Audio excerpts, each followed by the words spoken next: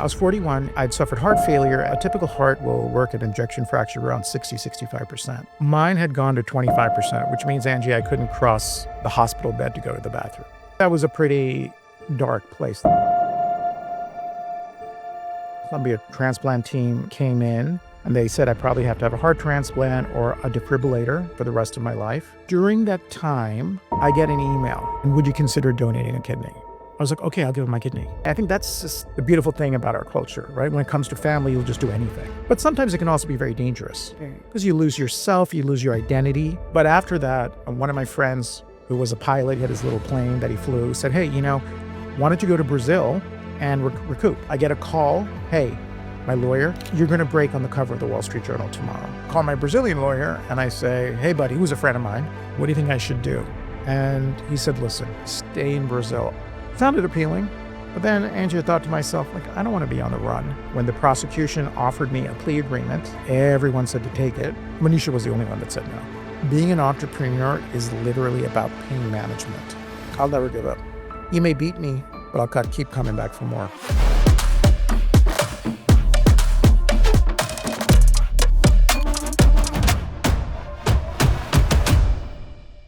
I'm not sure if I should go into the podcast, but I guess we can always edit it out. But, me and my family had a big falling out and I had suffered heart failure. Because How old were you again at that? it was 2011, so I was 41. I Wow. was 41, yeah. And I'd suffered heart failure, and so my ejection fracture, so a typical heart will work at injection fracture around 65%. Mine had gone to 25%, which means, Angie, I couldn't cross the hospital bed to go to the bathroom, right? So I was hospitalized, and I was in Columbia transplant team came in, and they said I probably have to have a heart transplant or a defibrillator, right, for the rest of my life. And that was a pretty dark place. This was before my trial, right? So, during that time, I get an email. Would you consider donating a kidney? And my girlfriend at the time, now wife, was like, are you crazy? You're going through multi-organ failure. Yeah. There's no way. But, it's like, you think about the Sri Lankan programming. I have some emails actually that, I still have, where I was like, okay, I'll give him my kidney. I think that's just the beautiful thing about our culture, right? When it comes to family, you'll just do anything. Yeah. There's no questions asked. So giving. But sometimes it can also be very dangerous Very. because you lose yourself, you lose your identity. But after that, one of my friends who was a pilot, he had his little plane that he flew, said, hey, why don't you go to Brazil and recoup? I'm going to Floripa, which is like this beautiful beach town. You would go crazy there. And we'll just fly at low altitude. We'll go from island to island, and then you'll end up in Floripa. So I said, sure, why not? What else am I going to do? And he's like, New York is super toxic for you. Went to Floripa through this weird set of circumstances, ended up becoming one of my friends who went to Berkeley when I went to Stanford, was Indian, but born in Brazil, had one of Salesforce's largest resellers. So he said, why don't you come help me raise some money, become CFO? So things were great. On the last day of the statute of limitations, I get a call, early 2013. Hey, my lawyer, Dave Tobin, who's also amazing. You're going to break on the cover of the Wall Street Journal tomorrow. What do you want to do? So I'm like, let me get back to you. So I call my Brazilian lawyer and I say, hey buddy, who's a friend of mine, what do you think I should do? And he said, listen, you'll never win in the US. With your last name, Preparar's 85 and 0, you'll never stay in Brazil. I will do it pro bono because we're boys. Plus it'd be great from a publicity perspective. Yeah. And, Brazilians have a lot of pride and they think they're the real Americans because it's America, right? It's Americas. So they're always looking to pick a fight, not pick a fight, but, machismo. And we'll protect you and you'll just, you've got a vista permanente, which is a green card, Brazilian green card, just become a Brazilian citizen. Sounded appealing. But then Angie thought to myself, like, I don't want to be on the run. Like, what am I in Brazil? Like, what if my parents were getting older, right? Even though I was ostracized from most of my family, at least my mom, I wanted access to. And I decided to come back. So, and that's another whole story. But when I call up the US Embassy and say, my lordship, he's coming back, I think they were shocked. They didn't really know what to do. I don't think they expected me to come back. I think they just wanted more of the headlines. And so they sent this guy from Brasilia. And then we come back, I get handcuffed. He's interrogating me on the plane, Angie, but like I haven't seen any CSI movies or Wire. Like he's trying to get in my head. Yeah. I'm like trying to be polite, but I'm like, you're not my boy, you're not my friend. Right? It wasn't very fun. And I got to spend a night in jail. Right? So because I flew back on a Sunday or Saturday, got land on a Sunday, my lawyer couldn't get me out. And so I kind of almost did it on purpose, but because I wanted to see what it would be like. I was like, what's one day, right? I was 99% sure I was going to be convicted. Right. So I might as well get a little taste. So I go and spend, how's your Spanish? Bien. Yeah? Okay. So it's like all ICE. For whatever reason, I put in maximum security ICE. ICE is immigration, right? Where all the illegal immigrants are. And we're in this maximum security prison and take all my clothes. Oh, I come off the plane, they're taking all these pictures and take all my stuff. And then it's like, what do you do? Right? You're like, the isolation. I'm like, oh my God. Wow. I couldn't imagine 4 years of this. And so I had the cellmate who, Juan Pablo, who was in for gun running, which probably means murder. Right? So everyone asks you, what are you in for, bro? Get the assets. And, I said insider trading, right? And they said, no. No está bueno. Like, that's what pedophiles say. Like white collar. So say, he's like, yeah, you have no cred in here. If you say, first they think you're a pedophile, which means, molesting kids. Oh my gosh. Which means like you're done. And the second thing is, you're just not hard. Right? Listen, I'm not hard. But, he's like, you got to pick something. Pick something. Toughen up. Yeah. I was like, I don't know. He's like, but gun running. That's what you want to say. You're done. I'm like you. I'm like, yeah. So then they made me wear this orange jumpsuit. Yeah. And they I'm not like a big guy. I'm kind of small, even by Sri Lankan standards. So they gave me the small thing, but it was too small. And I had to sleep on the bottom bunk because he wanted the top. And he says to me, usted eres como mujer en su vestido, which means you're like a girl in that dress. Oh, yeah. I was like, oh my God. Like I could not sleep a wink that night. Could not sleep a wink. And I was just thinking to myself, I'm a decent enough fighter to get one punch, but then I have to scream. Right? Scream really loudly. Right? Like how loud? Because I was like, I got to delay and scream. But I got through the night. And then, my lawyer bailed me out. And the reason I'm telling you the story, it gets to a point, is my ex-girlfriend, who helped me recuperate from heart failure, said, I saw you on the cover of the Wall Street Journal. I happen to be in New York. She lives in DC. I happen to be in New York. Would you be free for a drink? So there was this place called the Crosby Street Hotel we used to love to go to right down my apartment on Crosby Street. And we went there and I said, hey, what are you doing here? Like, what are you doing in New York?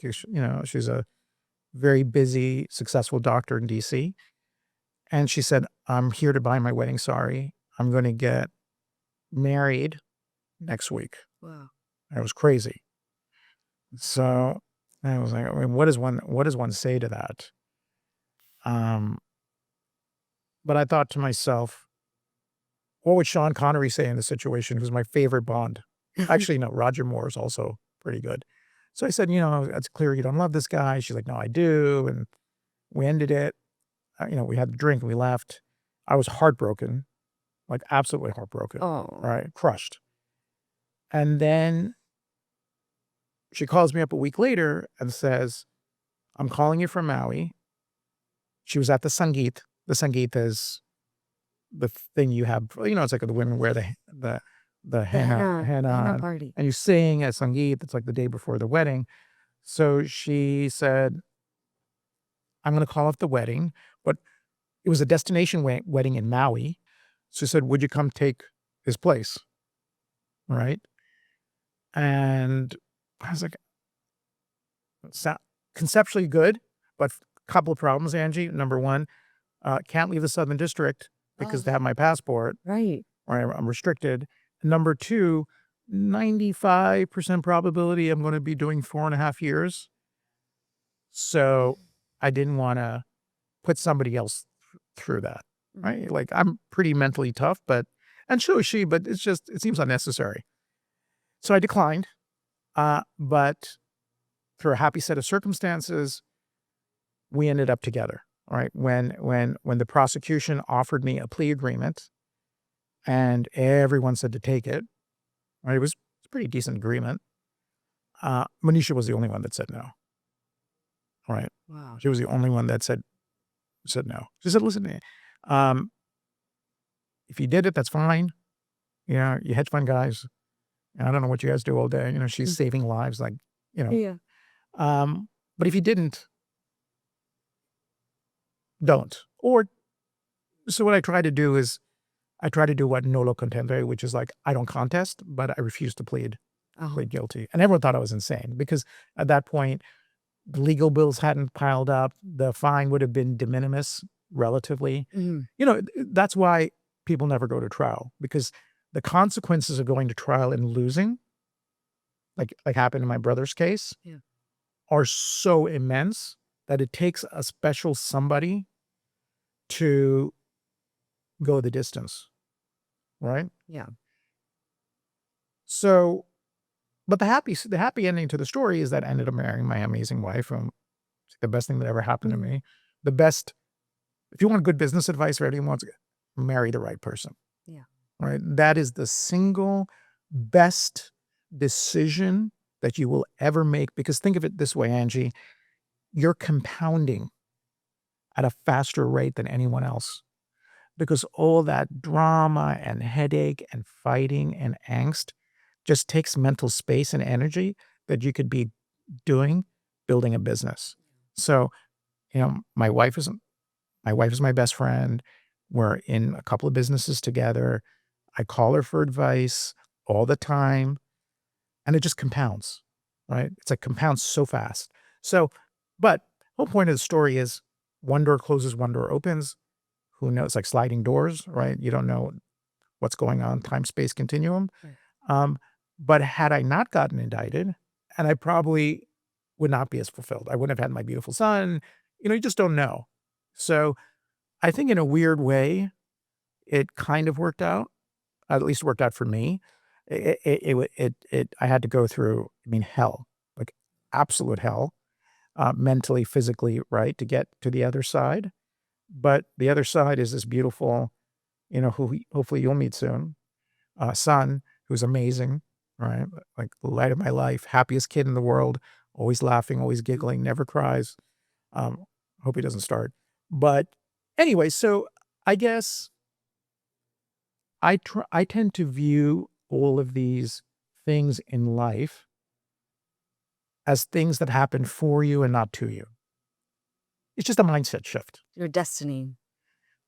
Not destiny, yeah, destiny, but it's like, yeah, it could be destiny, right? Could be synchronicity. You're right, could be destiny, but also from every bad there's good, and from every good there's bad. And so I think in business, right, every failure is a learning experience. Absolutely. And I think we need to all embrace failure. I think if there's people in this country that I could touch, is failure is much more accepted in America than it is here. Right? Everyone's worried about losing face and what will the family think and what will so-and-so think. Do I want to give up this great job at H&B or Browns or Singer to go take a risk and be an entrepreneur? We have to change that within the culture, right? What we need to do is we need to elevate not only the entrepreneurs that have succeeded, but also more importantly, the entrepreneurs that have failed and have never given up, Oh, have continually reinvented themselves, wow. right? Yeah. And so, if I could somehow be part of that, whether it's hiring one or two people that become entrepreneurs, or affecting it in a larger way. I mean, that's kind of one of the reasons I'm here. It's kind of why I've done my development work in Sri Lanka, and Andrew, you know what it's like, right? Um, It's not easy, the process and the red tape and right? And and the work ethic, right? work ethic. Right. It's um, it's hard. It ain't easy, but nothing worthwhile ever is. So. True. You watched Wall Street from the shadows. What patterns did you see more clearly while in exile? There are things that we did. I worked at several hedge funds in New York that I wouldn't do today. When you're out of the environment, you can see how, in many cases, we operated in the gray and we pushed the boundaries of what I think would be good behavior. And so when you're in it and you're kind of fighting and you're fighting for that extra, you know, 2%, 3% return, you're too caught up in the battle to take a 30,000 foot perspective and say, is this ethical? Are we doing the right thing? And sadly, the answer is most times yes, sometimes no. What do you think silence could teach as opposed to success?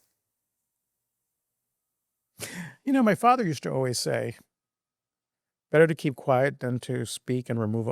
What did he say? Better to be silent and be perceived an idiot than to speak and remove all doubt. It's something much more lyrical than that. It wasn't his quote. He stole it from someplace. I think sometimes by speaking, you give away your power.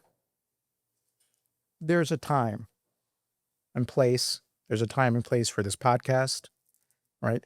There's a time and place to make your opinions heard. But in business, I spend a lot of time listening, right? My job in these 17 days that I'm in Sri Lanka to get my team to deliver an MVP is not to talk, but to listen, right? What are the flaws with the system? Where can this go wrong? All right, because entrepreneurs, we're in our own bubble. We think we know everything. But more importantly, how am I going to get the best out of my team? Because while Sri Lanka has this great talent, it's very, very hard to extract that talent. So you have to understand what people's drivers are, what people's motivations are. So Andrew, there's this thing that,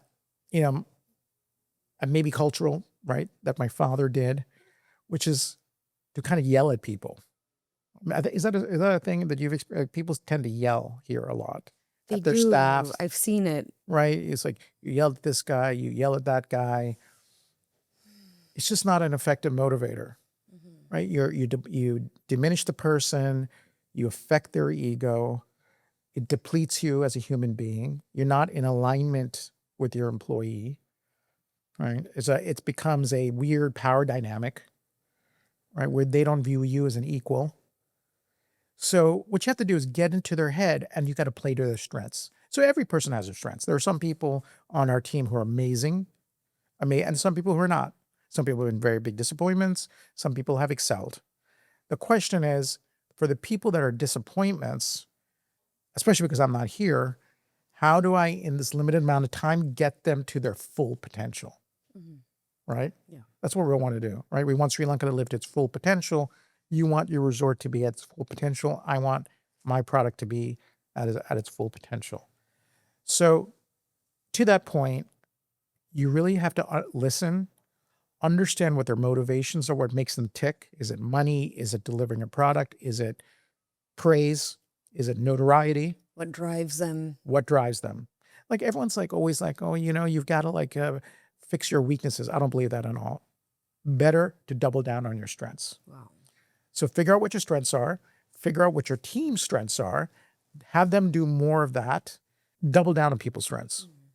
Most people fear failure, right?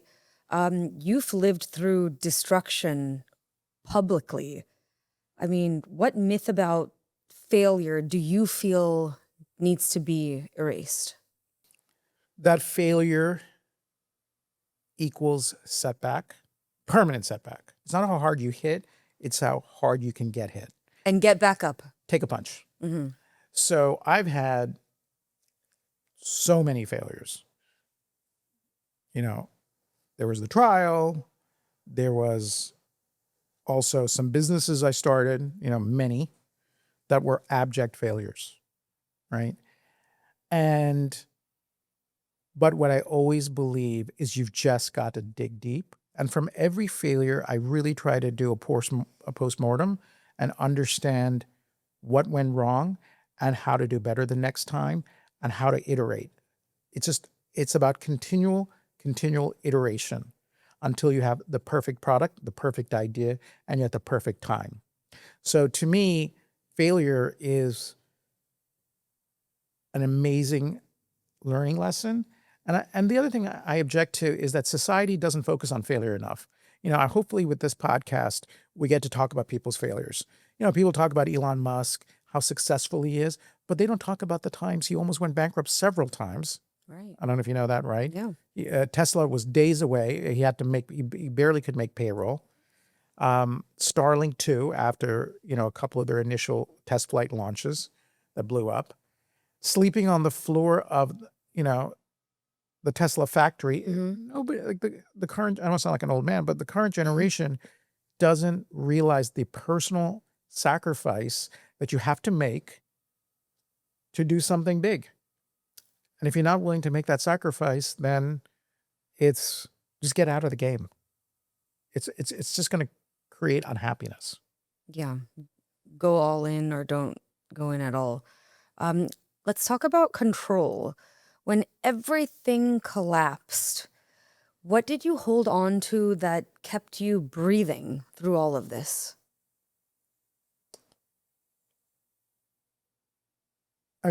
First, Literally with your heart failure and everything, right. what kept your heart pumping? I know this sounds contrite, but it was really my wife, right?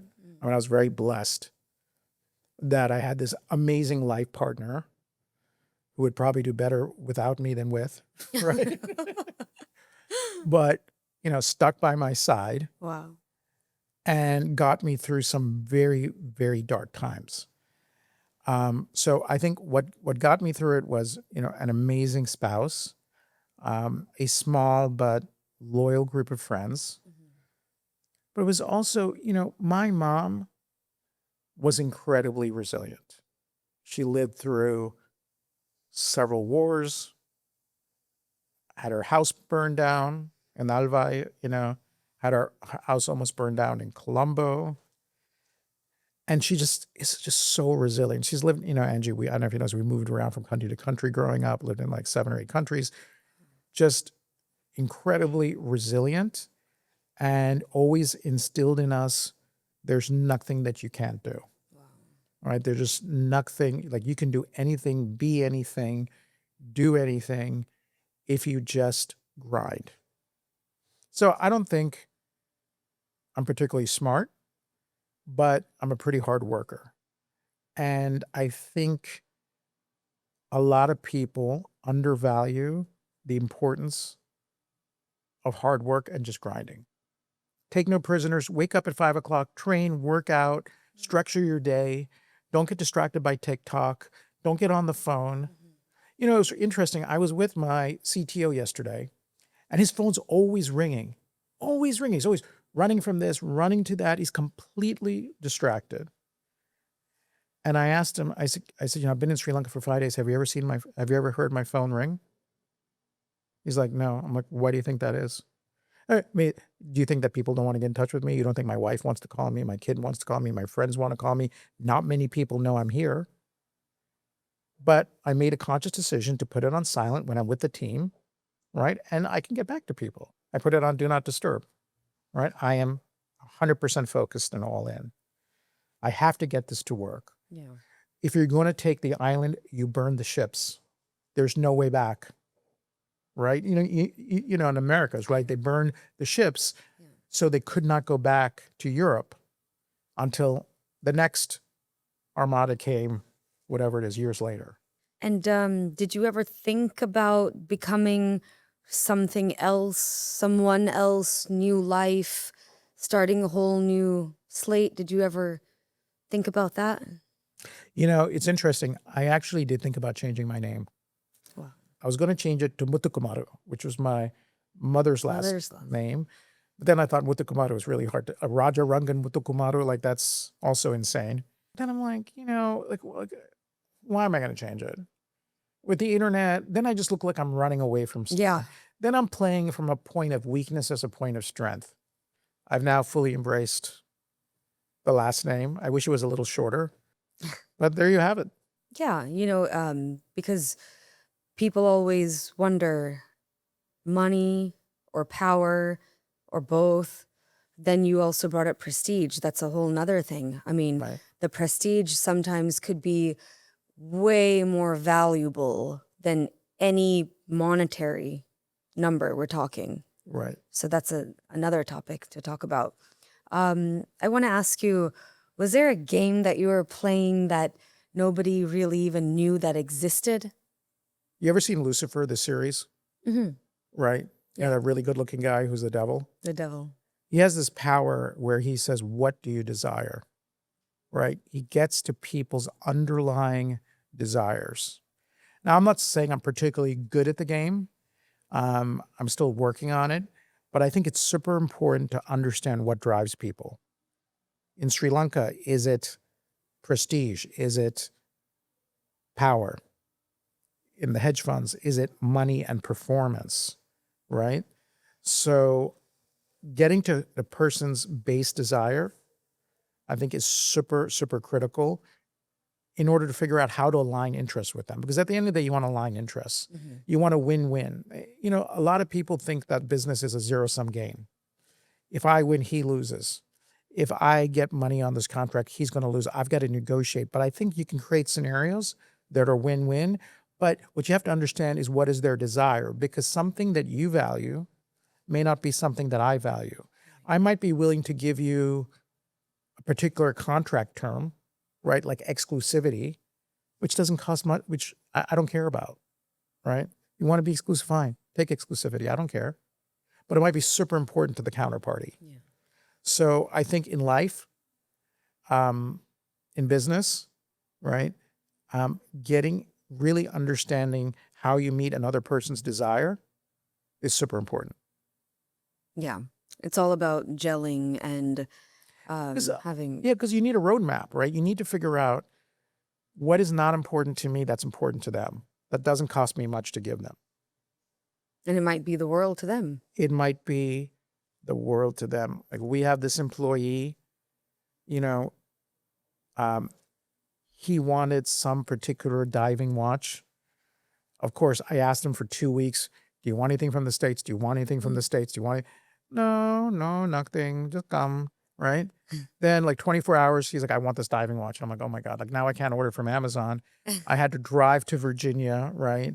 Find this watch. It wasn't even expensive, but it just meant the world to him. Oh. Right? He's like wearing it. I mean, he's like 18. He's like in love with this watch. It's like Right. it meant the world to him. And could I pay him much, much more money? Absolutely. And I do. But that is his dream, is to own this watch. Right? And so it didn't cost me much, but it meant a ton to him. Wow, that's so amazing. This kid, I'm telling you, in 20 years will be a beast. He works every day from 7 a.m. or 6 a.m. US time to 8, 9 p.m., works every Saturday, every Sunday with me. I finally had to give him a day off, Angie, because I felt bad. Oh, Right? But he's unstoppable. wow. And he tells me things I forget. He's like, how can I do this better? Um, I mean, if I had 10 of him, oh my God. Right. And so, and all he wanted was a silly watch. So, Rengan, you've been silent for nearly a decade now, Mm-hmm. right? Yet now the world seems wired for your return. Why is this era more dangerous, but also more ready for a voice like yours? I've been silent because, I think we talked about some of the things the reasons, my mother was alive. I didn't want her being disappointed by anything that I said or could say, because if I'm going to be authentic, I have to tell the truth. Otherwise, no one's going to listen. They'll be able to feel my lack of genuineness, right? So I have to connect. So that was one reason. The second reason is, about being ready versus being dangerous. I think it's a very dangerous time in terms of social media and misinformation. So things can go viral, things can be taken out of context, but at the same time, you can reach a lot of people. Today, Sri Lanka is much more wired than it was 10 years ago.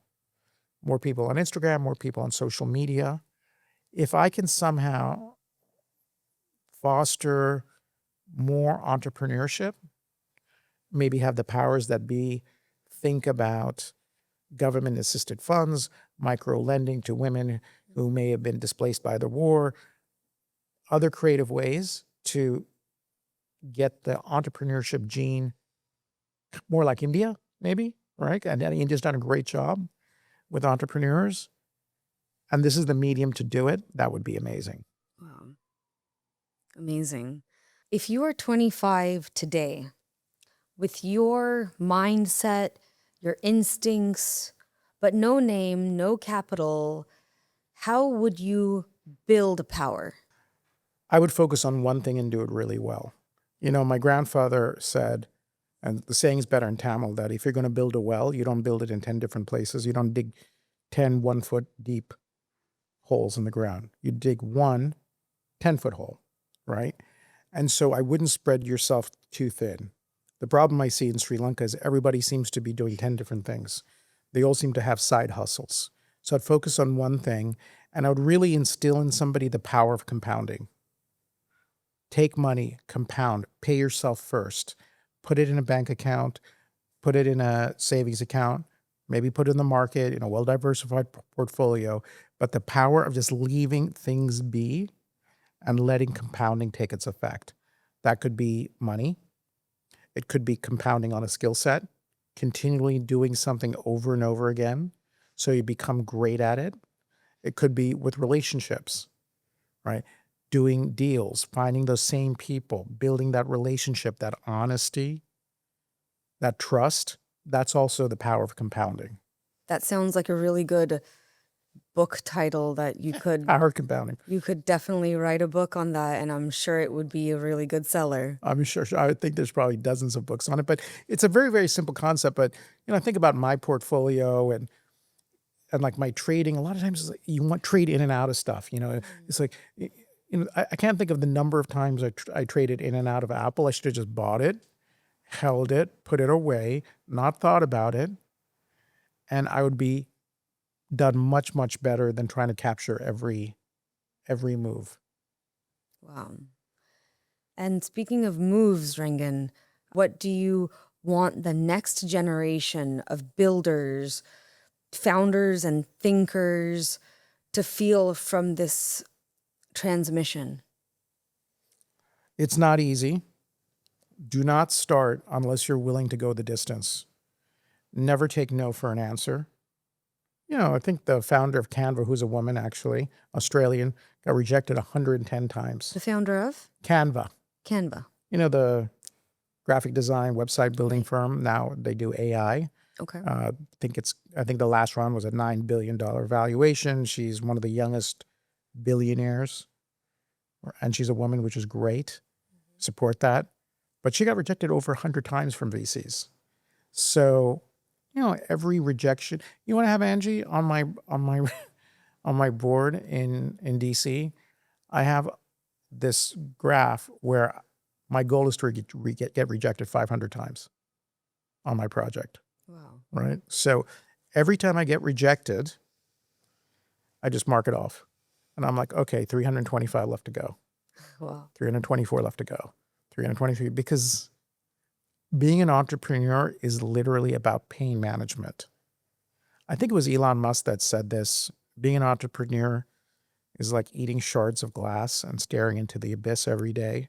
So if you don't have that mindset, or you don't know that that's what's going to happen, you should probably not start, because it's not for everyone. It's not fun. And most time it ends up in abject failure. That's the hard reality. I hear you. And what happens if you're misunderstood again? I mean, if I'm misunderstood again, I'll have to deal it in the moment that it comes. Hopefully, I'm now much older. I have suffered much more ego death. And so I feel like I'm better equipped to handle it. But you know what? Things yesterday, the day before my first podcast, I'm talking to our chief engineer, and he missed a critical part of the product, Angie. It's almost embarrassing. It would be the equivalent of building a car and forgetting the steering wheel. No. And I have it in the product docs initially that I sent a year ago. Because I tend to write things down.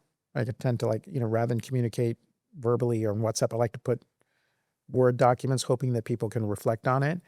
But he essentially built me a car without a steering wheel. And my instant reaction was, how do you expect anyone to drive this car? Right. Isn't this obvious? And then last night, my mind, because your mind is your biggest weapon, right? Yes. Your mind, it's always you versus you. Your mind can turn on you. Angie, like something like 80 or 90,000 of your thoughts you have 80 to 90,000 thoughts, and something like 80% of them are negative. And 90% are the same thoughts you had yesterday. So if you don't change your mind, you can't change your reality. So I found my mind just getting into this kind of very angry / disappointed phase. But I just gave myself, it's like, you know what? You have 90 minutes to feel sorry for yourself. And then I'm done. I'm not fully back, but now I have to be in solution mode. It's done what's done. Luckily, it's not a huge, it'd be fixable with 4 days of rewriting the code. But the bigger issue that it's undermined my confidence in what other things, because I can't check the code. I can't be the CTO. I can't be the product manager. I can't do everything. There's only so many hours in the day. So now I'm basically very concerned about what other things could be lurking under the surface. So, Rengan, final word. What's the system's biggest blind spot? AI and the democratization of the global workforce. This guy that works for me, 19 years old, with ChatGPT, WhatsApp, he doesn't need to call anyone, right?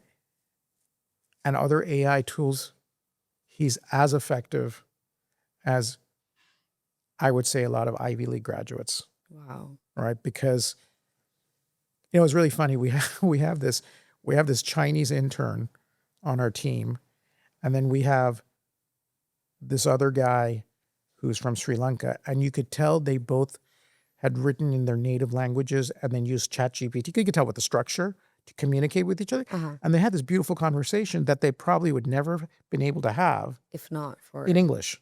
I mean, if they had to speak on the phone. yeah. And they were going back and forth. And I'm like, guys, this is ChatGPT, right? They're like, yeah. And I'm like, amazing. Do more of it.